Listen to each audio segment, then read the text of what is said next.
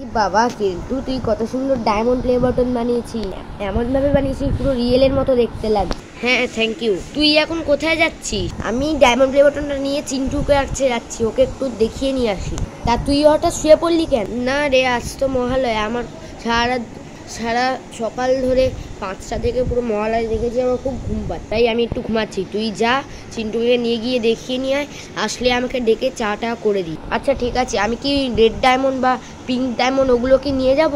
খবরদার বলে দিলাম, কিন্তু যদি তুই ওগুলো টাচ করি আমি কিন্তু তোর হাত কেটে দেবো। আচ্ছা ঠিক আছে বাবা, তুই এরমায় বলছিস কেন? তোর জিনিস নিতে আমার বয়ে গেছে। না, আমি ওটা অনেক কষ্ট করে বানিয়েছিস, তুই নিবি না। আমি ভাবলাম তোর একটু নাম গান করবো, তুই সেটাও করতে দিবি না। যা যা যা, আমি তোর সাথে আর কথা বলবো।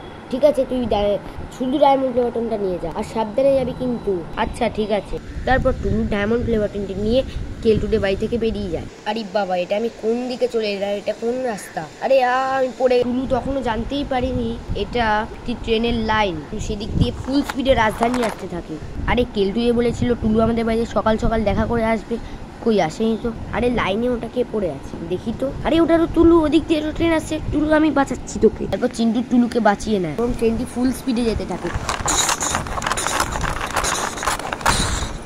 ট্রেনটি চলে যাওয়ার পর টুলুর সাথে কি কি হয়েছে সেগুলো চিন্টু তার কাছ থেকে জানে এবং তাকে তার ঘরে নিয়ে যায়। তো বন্ধুরা, এটাও ছিল আমাদের সাথে ঘটে যাওয়া একটি সত্য ঘটনা। ভালো লাগে প্লিজ লাইক শেয়ার সাবস্ক্রাইব করে দেবেন।